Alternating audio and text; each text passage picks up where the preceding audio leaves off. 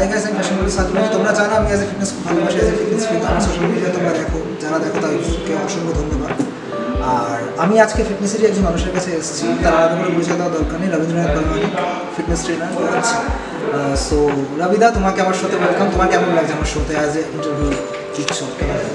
খুব ভালো লাগছে, তুমি এসছো, কাকিমা এসছো, ঠিক আছে। তোমরা মানে মা ছেলেতে যেই উদ্যোগটা নিয়েছো এটা একটা অনেক বড় ব্যাপার, ঠিক আছে। আমাদের বডি বিল্ডিং বলো, ফিটনেস বলো, যাই বলো না, এই পারপাসটা আগের থেকে অনেকটা এগিয়েছে, মানে সোশ্যাল মিডিয়ার সময় এখন। তবুও আজকে তোমরা যে দায়িত্ব নিয়ে কাজটুকু করছো, যে আমাদের মতো মানুষকে আরও কিছু, আমি দেখলাম তোমাদের ভিডিওস কিছু দেখেছি, সবাইকে তুলে ধরার চেষ্টা করছো, তো তার জন্য অসংখ্য ধন্যবাদ। খুব ভালো একটা কাজ, চাইবো তুমি অনেক এগিয়ে যাও, নেক্সট টাইম ভালো করে। তো তোমার এই যে জার্নিটা ফিটনেস লাইনে, তো ছোটোবেলা থেকে মানে কীরকম ছিল জার্নিটাকে, মানে প্ল্যানিং কি ছিল ছোটোবেলা থেকে যে বডি বিল্ডিংয়ে আসবে বা অ্যাজ এ কোচ? আর বডি বিল্ডিংয়ে আসবো এরকম কোনো ব্যাপার ছিল না, ঠিক আছে। আমি খেলাধুলোতে সবসময় ভালো ছিলাম, ছোটোবেলা থেকে প্রচণ্ড খেলাধুলো করতাম। আর গ্রামের ছেলে তো আমি মিদনাপুরের ছেলে, কোলাঘাট থেকে অনেকটা ভেতরে, আমি মানে একদম গ্রাম্য পরিবেশের মানুষ। তো আমাদের কাছে খেলাধুলোটা একটা অন্য লেভেলেই ছিল। আশা করি আমাদের মতো খেলাধুলো কেউ করেনি, যারা মানে এখন আমি দেখছি যারা আমাদের শহরেও থাকে, সারাক্ষণ ওরা খেলতে থাকতো, ম্যাক্সিমাম টাইম পড়াশুনো বাদে শুধু খেলা। তো আর তখন মোবাইল টোবাইল ছিল না, একটা ভালো জিনিস যে তখন মোবাইল ছিল না, ঠিক আছে। তো হঠাৎ করে আমি যখন ক্লাস 12-এ পড়ি, আমার পা ভেঙে যায়। মানে আমার স্যারদের সাথে একটা টুর্নামেন্ট ছিল ফুটবল, আমি ফুটবল খেলতে গিয়ে আমার পাটা ভেঙে যায়।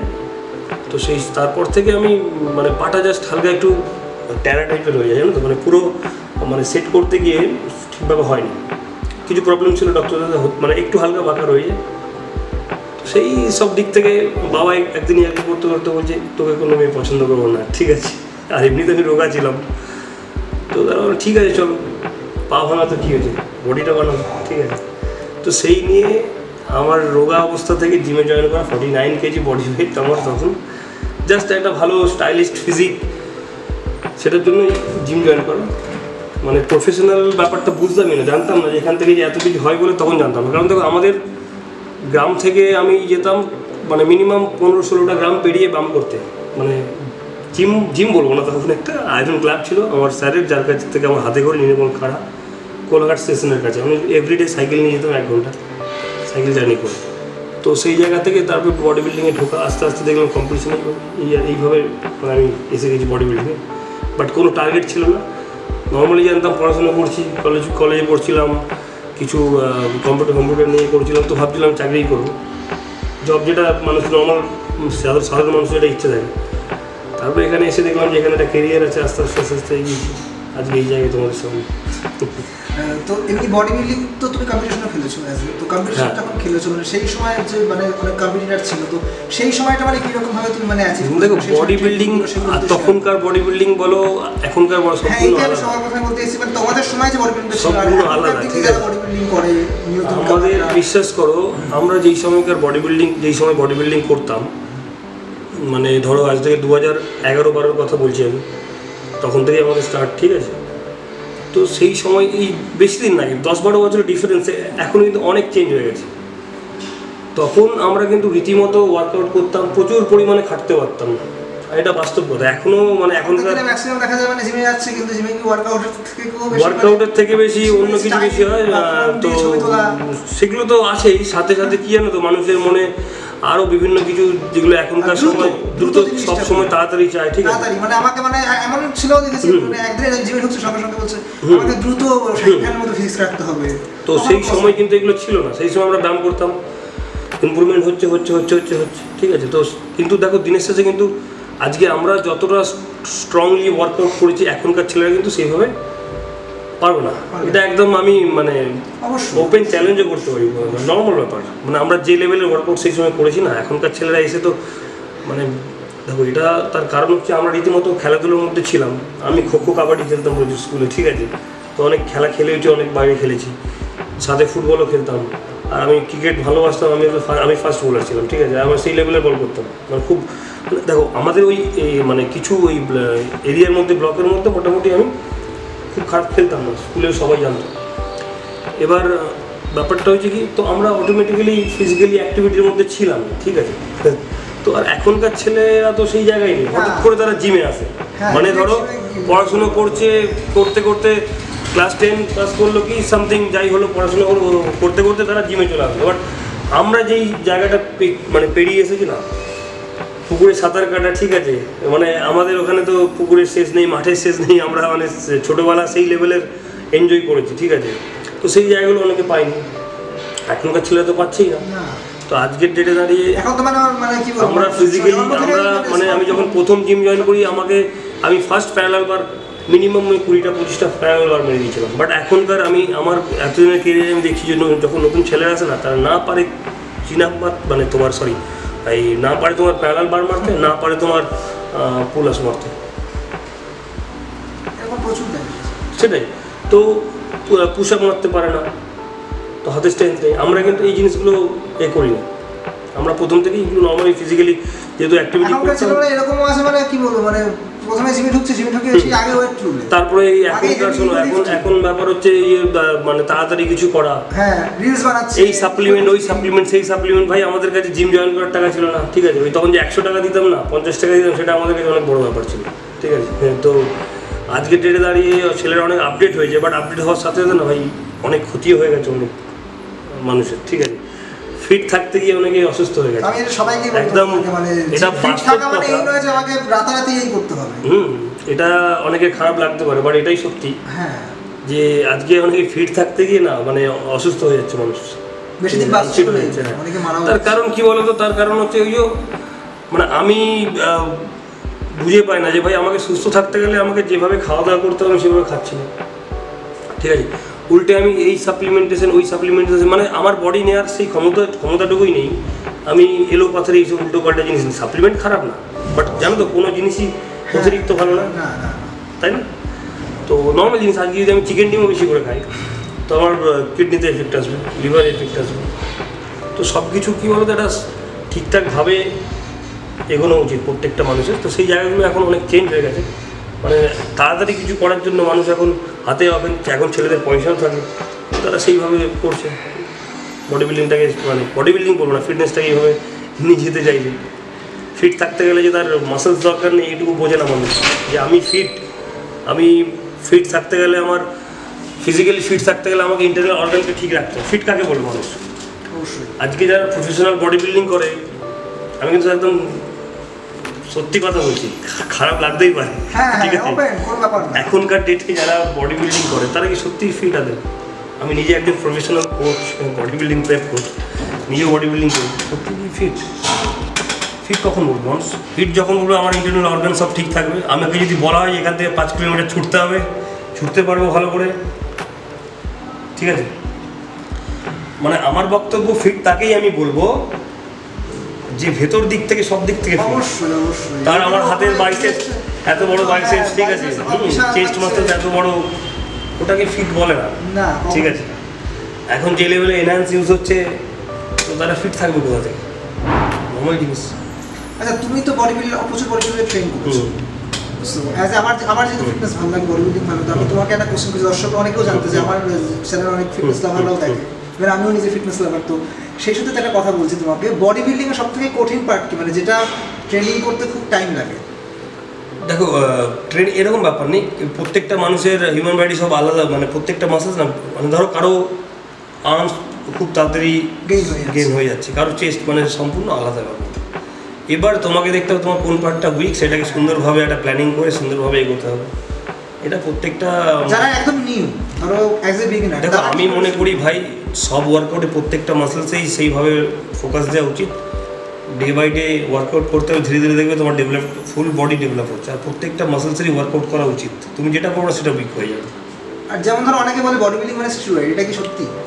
দেখো আজকের ডেটে দাঁড়িয়ে আমরা চেষ্টা করছি, তুমি দেখেছো কেন ফাইট ন্যাচারাল বলে একটা দেখেছো, এটা দেখো শার্টটা দেখেছো, ফাইট ন্যাচারাল। তো ফাইট ন্যাচারাল এই ফেডারেশনটা কিন্তু তৈরি করছি আমরা, যাতে মানুষজন ন্যাচারাল একটা প্ল্যাটফর্ম পায়। এটা আমাদের রমেশ মুখার্জি, প্রফেসর রমেশ মুখার্জি, আমি, ঠিক আছে, আমাদের দাদাভাইয়ের সম্পর্কে খুব ক্লোজ আমরা। তো এই উদ্যোগটা আমরা নিয়েছি যে একটা এরকম ফেডারেশন তৈরি করব ড্রাগস ফ্রি, ঠিক আছে? যেখানে আজকের ডেটে দাঁড়িয়ে আমি যখন প্রথম বডি বিল্ডিংয়ে আসি সেই সময় দেখেছি যে ম্যাক্সিমাম ছেলেরা ইউজ করছে। আমি ন্যাচারাল কীভাবে করবো, আমি করেছি অনেক দিন, তাও পাচ্ছি না। তো আমাদের কোনো এক্সট্রা করে প্ল্যাটফর্ম ছিল না সেই সময়, তাই জন্য আমরা এসে গেছি। বাট আজকের ডেটে এসে তো বুঝতে পারছি এখান থেকে অনেক এর বডি বিল্ডিং অনেক ডার্ক সাইড আছে। যারা বোঝে না অ্যানাবলিকটা বা স্টেরয়েডটা, তাদেরকে যদি একটু এক্সপ্লেন করি, এটা ওপেনলি আমি না, এগুলো দেখো, এগুলো সত্যি কথা বলতে স্টেরয়েডের সাইড এফেক্ট কি থাকে? কিছু প্রচুর সাইড এফেক্টস থাকে। সাইড এফেক্টস নিয়ে আমি এক্সপ্লেন করতে পারি, বাট আমি এইসব নিয়ে বেশি বলতে পারবো না। সাইড এফেক্টসের শেষ নেই। যে যতই যাই বলুক না কেন যে ভালো করে বললে ভুল কথা বলে, সে হয়তো জানে না, নাহলে মানুষকে বোকা বানাচ্ছে। সাইড এফেক্ট আছে, আসবেই আসবে, কম বেশি আসবেই, ঠিক আছে? তুমি কম ইউজ করলেও আসবে, বেশি ইউজ করলেও আসবে, সাইড এফেক্টস আসতেই হবে।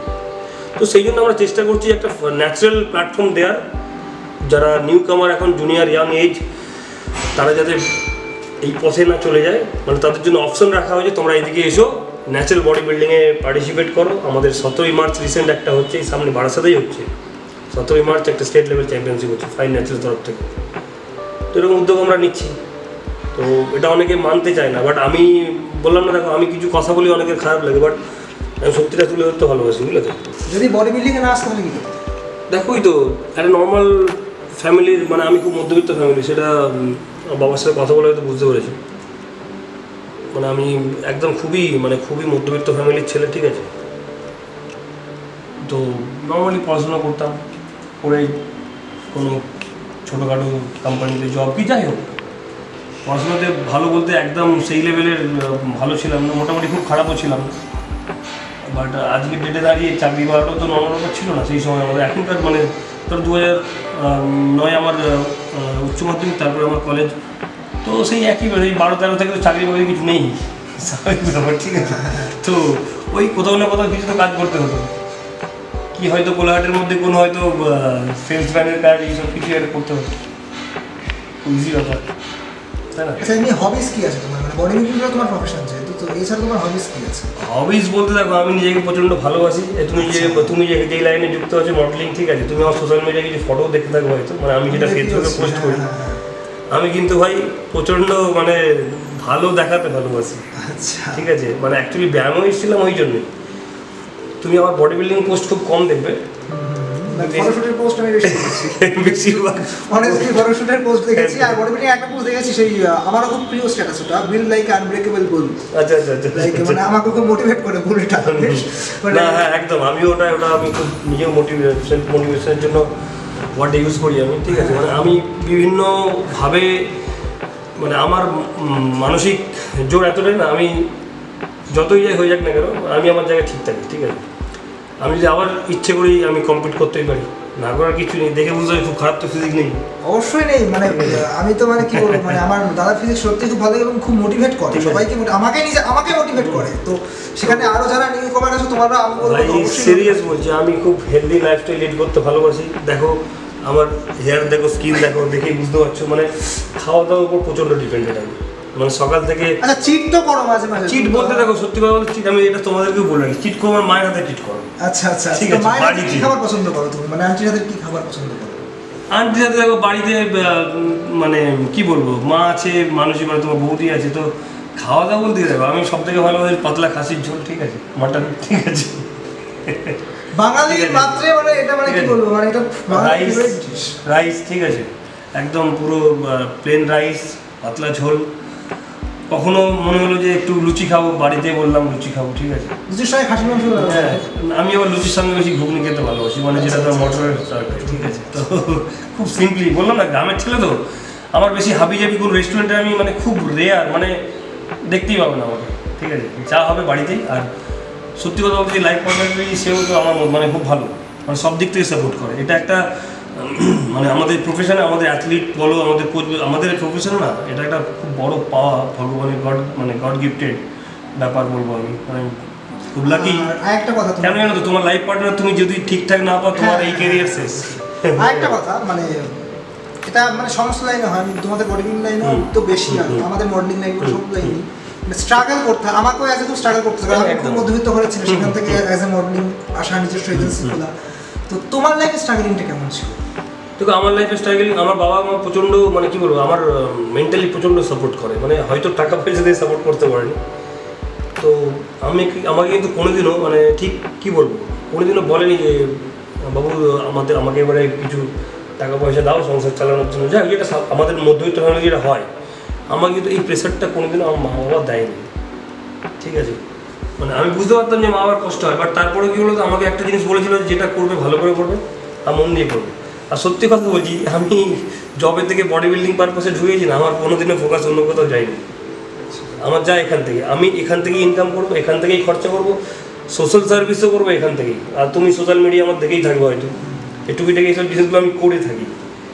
তো বেসিক্যালি এইগুলো নিয়েই হয়ে গেছে। আর আমার মানে সাইড প্রত্যেকে আজকে যারা তোমার ভিডিও দেখবে সবাইকে একটাই কথা বলবো, কোনো কাজ ছোটো নয়, জানো তো।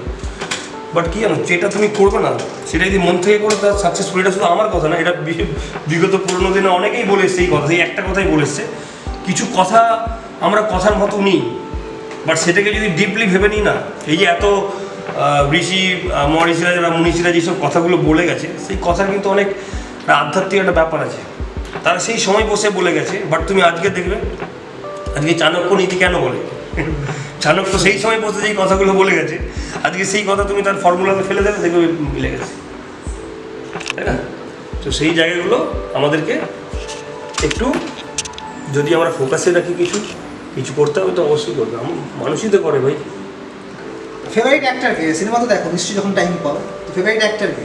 দেখো টাইম পাই বলতে টুকিটাকি যদি এখানে বলি একটা কথা, আমি সানডে সাসপেন্স প্রচণ্ড ভালোবাসি, ভূতের গল্প সব থেকে বেশি ভালোবাসি, ঠিক আছে। তো এই নিয়ে বাড়িতে অনেকে ইরিটেট হয়ে যায়, রাত্রিতে ঘুমানোর সময় ভূতের গল্প না আসলে ঘুম আসে না, বুঝতে পেরেছি। আর মুভি বলতে দেখো যখন দেখি তো, বাট অ্যাক্টিং বলতে কী জানো তো, পার্টিকুলারলি কোনো একটার ব্যাপার নেই, বাট যখন যেই মুভিতে যেই অ্যাক্টর ভালো অ্যাক্টিং করে তাকে ভালো লেগে যায় আমার, ঠিক আছে। সে তোমার শাহরুখ খান বলো, সালমান খান বলো, ঠিক আছে। হয়তো কোনো মুভিতে অ্যাক্টিং ভালো করলো, কোনো মুভিতে হয়তো পুরো ফ্লপ, মানে সেই অ্যাক্টিংই নেই। তো ব্যাপারগুলো পার্টিকুলারলি আমার আজ পর্যন্ত তুমি কাহিনীটাকে বেশি, হ্যাঁ এটাই থাকা দরকার এখন, পার্টিকুলারলি হিরোকে পছন্দ না করে, ঠিক আছে। তো এটাই হচ্ছে ব্যাপার। আমি গল্পটা কেমন লাগলো সেটার উপর। বডি বিল্ডিং আইকন, সবারই তো একটা বডি বিল্ডিং এ আমাদের ম্যাক্সিমাম বডি বিল্ডারদেরই আইকনই তো আর্নল্ডই, কারণ সেই সময় আমরা যখন মোবাইলে দেখতাম ছোটোখাটো ভিডিওস আর্নল্ডেরই আসতো বডি বিল্ডিং পারপাসে বলছি। এটা মানে এটা আমিও মানে আর্নল্ড শোয়ার্জনেগার ছাড়া বডি বিল্ডিং মানে কি বলবো, তো একদম তো ওনারই আমি বইটইগুলো তখন পড়তাম, তখন তো ইভেন আরেকটা আমরা ডকুমেন্টারি আছে পাম্পিং আয়রন, আমারও খুব ফেভারিট, ঠিক আছে। তো অনেকের আর্নল্ড আমার এখন ওই যে আমি কিন্তু যেটা ফলো করি, আমার যত শুনি আমি তো ওল্ড স্কুল বডি বিল্ডিংয়ে মারাত্মকভাবে বিশ্বাসী, ঠিক আছে। ওল্ড স্কুল বডি বিল্ডিং একদম হাত মেলা আমার ওল্ড স্কুল বডি বিল্ডিং মানে প্রচন্ড প্রেফার করি, কারণ নিউ স্কুলের থেকে বেশি old is gold. Yes, old is gold. আর সবথেকে বড় কথা আমি কি বললাম, যে আমরা পুরোনো দিনের যারা অ্যাথলিট আছে তাদের যে লেভেলের হার্ড ওয়ার্ক, মানে আর্নল্ড আছে, তারপর ফ্র্যাঙ্কো কলম্বো, ফ্র্যাঙ্ক জিন, তো ওদের অ্যাস্থেটিক বডি, তো মানে এখনকার ফিজিক্স সত্যি কথা বলতে একটা হিউজ লাগে, বাট প্রচন্ড হিউজ হয়ে গেছে। আমি প্রচন্ড অ্যাস্থেটিক লুকসের উপর মানে আমার নলেজ বেশি যায়, অ্যাস্থেটিকটাই ভালো, তো স্বাভাবিক। তো এই ধরনের বডি বিল্ডিং ভালো লাগে, আর এনাদেরকেই বেশি ফলো করি, ঠিক আছে। ওয়ার্কআউট বলো, যাই বলো।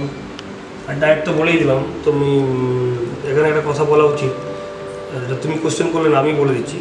তো ম্যাক্সিমাম অনেকে ভাবে যে বডি বিল্ডিং মানে যে সুন্দর একটা কী বলে, ধরো আমি ভেজিটেবলস মানে আমাকে ব্রোকলি খেতে হবে, ঠিক আছে। ব্রোকলি ছাড়া আমার ভিটামিন মিনারেলস যাবে না, ঠিক আছে, এরকম ব্যাপার না।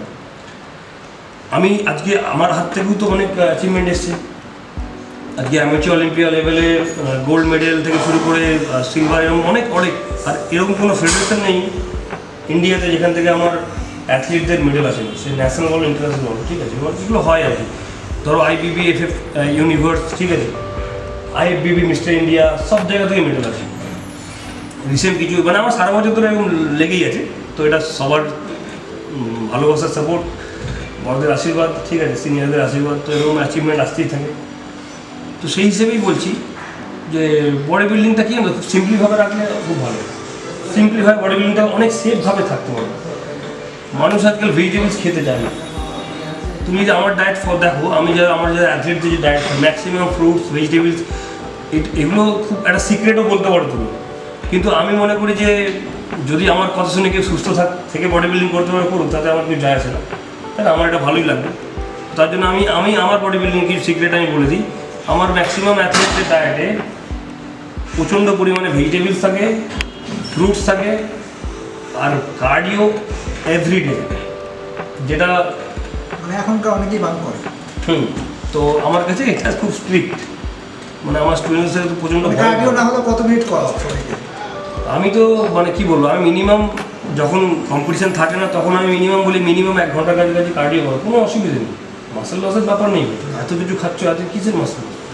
1 ঘন্টা কার্ডিও করলে তোমার হার্ট ভালো থাকবে। হ্যাঁ, আর বডি বিল্ডিং যারা করছে ইদানিং তোমরা দেখতেই পাচ্ছ, সোশ্যাল মিডিয়াতে দেখেছো বিভিন্ন পোস্টে, ম্যাক্সিমাম কিন্তু হার্ট ফেলিওর হচ্ছে। অবশ্যই এটা খুব মানে খুব সত্যি কথা। তোমরা যদি ভালো করে দেখো, বিগত বছরগুলোতে যত অ্যাথলিট মারা গেছে কিন্তু সব কিন্তু হার্ট কোলাপস করে গেছে। তো তার জন্য আমাদের কিন্তু কার্ডিও বলো, কিছু হেলদি খাওয়া দাওয়া, হার্টটাকে আগে সেফভাবে রাখা। অবশ্যই, কারণ heart is a main part. এছাড়াও অ্যাজ এ অ্যাথলিট কমপ্লিট করতে চাও নতুন, অবশ্যই দাদার সাথে কন্ট্যাক্ট করো। হ্যাঁ, অ্যাকচুয়ালি আমি বারবার একটা কথাই বলে থাকি, জিরো থেকে হিরো বানাতে ভালো। যারা অলরেডি হিরো হয়ে গেছে তাদেরকে আমি রেসপেক্ট করি আমার জায়গা থেকে, বাট আমি বিশ্বাস করো তাদেরকে নিয়ে আমি, আমার কাছে খুব কম যারা পুরনো অ্যাথলিটস বলতে খুব নাচুর বন্ধা, তাদেরকে আমি 2-1জনকে নিয়েছি, মানে 2-1জনই বলতে পারবো, মানে এরকম না। ম্যাক্সিমাম অ্যাথলিট কিন্তু আমার নিউ ফেস, মানে যাদেরকে কেউ চেনে না জানে না, তাদেরকে চেনাতে আমি ভালোবাসি। তো অবশ্যই যারা নিউ ফেস অ্যাথলিট আছে বডি বিল্ডিং ঠিক আছে, তো এরকম একদম ফার্স্ট স্টার্টিং থেকে শুরু করে আমি কাউকে IBBF মিস্টার ইন্ডিয়া বানিয়েছি, একদম স্টার্টিং থেকে শুরু করে, মানে একদম ধরো বিগিনার্স। তো এই অ্যাচিভমেন্টগুলো আমার ভালো লাগে, আমি প্রাউড ফিল করি। বোঝা গেল? তোমাদেরও নর্মাল একটা জিনিস, তুমি যদি একটা ছোট্ট গাছকে যদি বড় করে সে যদি ফল হয় না, সেখানে তুমি বেশি খুশি হবে, হবে কি হবে? আর তার ক্রেডিট নেওয়াটাই আমার কাছে ভালো লাগে। তো সেই জন্য আমি এইভাবে চলতে ভালোবাসি। ঠিক আছে, দাদার সঙ্গে কথা বলে খুব ভালো লাগলো। আর যারা তোমরা নিউ অ্যাথলিট, অবশ্যই দাদা বারবার বললো, অবশ্যই দাদার সঙ্গে কন্ট্যাক্ট করো। আর এছাড়া আমাকে ইনস্টাগ্রামে ফলো করতে পারো, দাদার ইনস্টাগ্রাম লিঙ্ক আমি নিচে দিয়ে দেবো। আর যারা অ্যাজ এ ফিটনেস ট্রেনিং করতে চাও আমার সঙ্গে কন্ট্যাক্ট করতে পারো। দাদা যারা অ্যাথলিট তারা অবশ্যই দাদার সঙ্গে কন্ট্যাক্ট করবে। হ্যাঁ, শুধুমাত্র অ্যাথলিট, হ্যাঁ অবশ্যই, শুধুমাত্র professional athlete. SBI modelling agency. তুমি তো করছোই, তুমি তো জানো আমার এদিকে আমারও ন্যাক আছে এদিকে, ঠিক আছে? হ্যাঁ অবশ্যই, আরও যাদের ন্যাক আছে, আমরা একসাথে কাজও করব। যারা এখান থেকে এগোতে চাইছো মডেলিং ধরে, তারা যোগাযোগ করতে পারো ভাইয়ের সাথে। খুব তাড়াতাড়ি আমার কিছু ফটোশ্যুট করা হতো। অবশ্যই, ঠিক আছে, একদম আমরা একসাথে কাজও করব। একদম একদম ঠিক আছে। লাইক শেয়ার সাবস্ক্রাইব করতে অবশ্যই ভুলবে না। দাদা শোল্ডার ওয়ার্কআউট করছে, তো আমি দেখি কতটা মানে দাদা মিনিমাম 30 থেকে 35টা করতেই হবে নাকি? ওয়েট জাস্ট হালকা তোমার বললে আমি দেখাচ্ছি জাস্ট।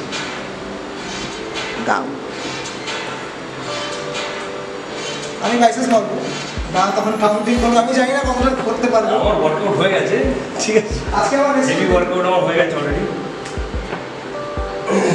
লাইসেন্স মারবো আমি। চলো, তো দেখা যাক।